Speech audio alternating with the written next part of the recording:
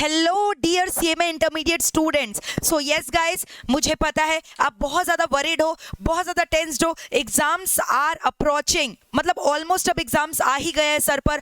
हमें अब अपना बेस्ट परफॉर्मेंस देना है। ये जो आखिरी दिन है एग्जाम्स के, मैं आपको बता दूं बहुत बहुत ज़्यादा एक एक पल हमारे लिए कीमती है। तो ये कीमती पल को यूटिलाइज कैसे किया जाए वो आज मैं आपको बताने वाली हूँ। तो यस गाइज, मैं आपका ज़्यादा समय नहीं लेने वाली हूँ।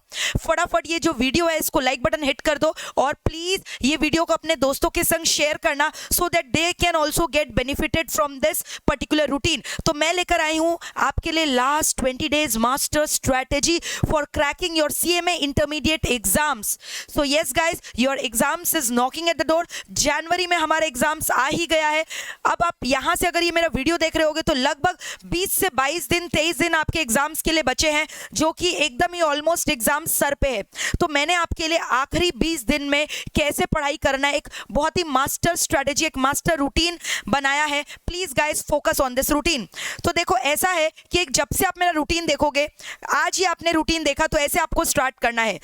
एग्जाम्स जिस ऑर्डर में होंगे उस रिवर्स पैटर्न में हम लोग रिवीजन करेंगे। तो पहला 2 दिन आप पूरा का पूरा इन डेप्थ रिवीजन करने वाले हो कंपनी अकाउंट्स एंड ऑडिट का। मैम इतना कम समय क्यों? क्योंकि ये 3rd डिग्री ऑफ रिवीजन चल रहा है ऑलरेडी। आई होप आपने इसके पहले 1 या 2 बार तो अच्छे से रिवीजन कर ही लिया है, तो अब हमें समय कम लगेगा। बट जो भी हमें इतने ही दिन में अपना सब्जेक्ट को तैयार करना है, जिससे हम लोग एग्जाम्स के 1 दिन पहले कैसे पढ़े ये भी हमारा प्रिपरेशन हो जाएगा।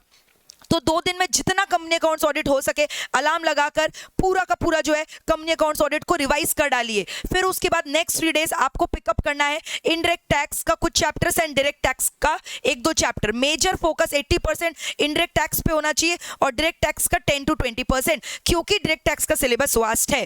फिर उसके बाद वहां से 4 दिन बाद आपको क्या करना है, नेक्स्ट 4 डेज मैंने आपके लिए रखा है cost accounts plus direct tax again, ठीक है। फिर उसके बाद नेक्स्ट 4 डेज मैंने आपके लिए रखा है कि 4 दिन cost management accounting plus FM plus इसमें अगर आपका कोई डायरेक्ट या इनडायरेक्ट टैक्स का कोई टॉपिक आपको लग रहा है इंपॉर्टेंट है, वो हमें रिवीजन करना है, तो वो भी यहाँ इंक्लूड कर सकते हो। फिर उसके बाद नेक्स्ट 2 डेज आपको पूरा का पूरा लॉ एथिक्स जो है एकदम रिवाइज कर डालना है, लॉ के सारे प्रोविजंस रिवाइज कर डालने हैं।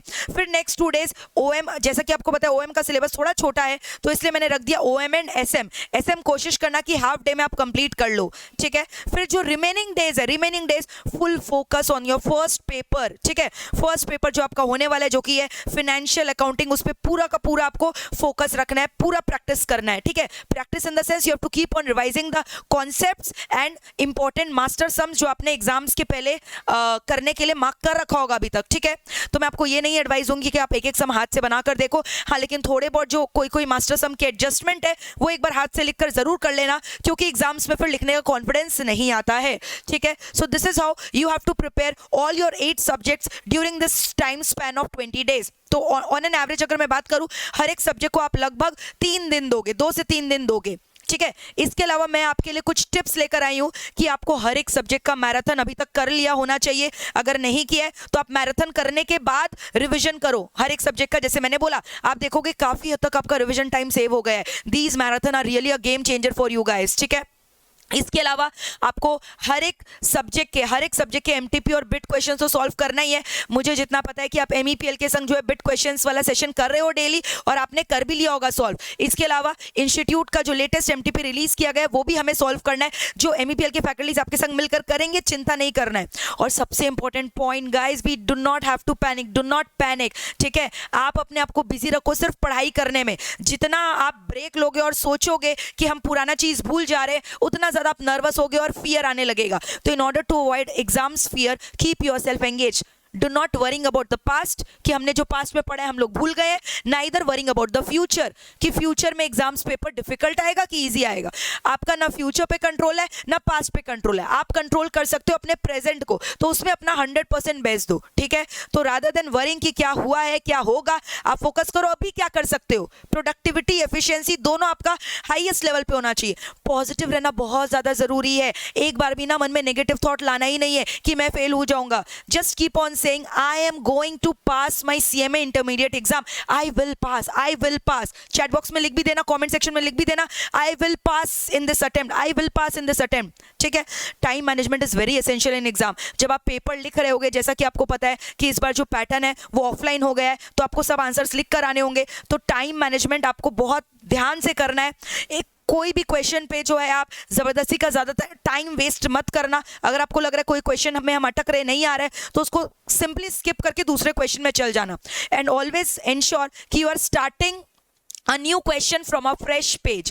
हर एक नए क्वेश्चन का आंसर आप फ्रेश पेज से स्टार्ट करोगे. And try to keep your answer sheet neat and clean. Neat and clean का मतलब हैंडराइटिंग के बारे में मैं बिल्कुल नहीं बताना चाह रही हूँ. हैंडराइटिंग कैसा भी हो चलेगा, अंडरस्टैंडेबल होना चाहिए, but your answer sheet should be clean. मतलब टाइडी होना चाहिए. अगर बहुत ज़्यादा आप काटा पीटी अनटाइडी कर दोगे ना, सो इससे examiners you know it creates a bad impression on their mind. ठीक है. You have to drink lot of water. Keep eating healthy food. Do not eat junk food. Avoid them. Stop overthinking. That is a key to success and key to positivity. And I know you are going to rock it. So yes guys, all the very best for your exams.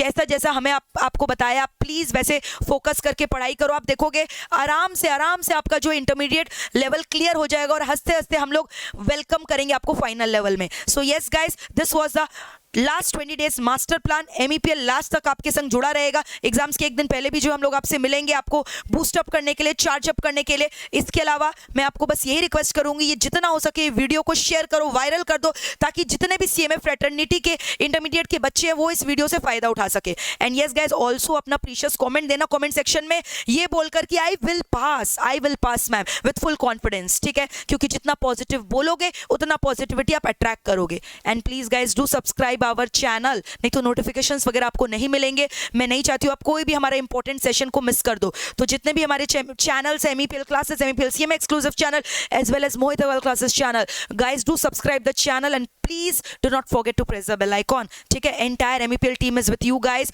Till the end. ठीक है. हम लोग आपके संग पूरा रहने वाले हैं. आपको बस हमारा हाथ थामकर पढ़ाई करते रहना है. कोई भी आपका डाउट वगैरह आप रेस करो आराम से. टेलीग्राम चैनल है, व्हाट्सएप ग्रुप है, फिर आपका इतना सारा जो है सुविधा आपको दिया गया है, ईमेल का सुविधा है. कहीं पे भी अपना क्वेरीज को रेस करो, आपके डाउट्स को आंसर किया जाएगा. So yes guys, now I am going to sign off, not going to take much of your time. Please guys follow this 20 days master strategy and you are going to be the ultimate winner.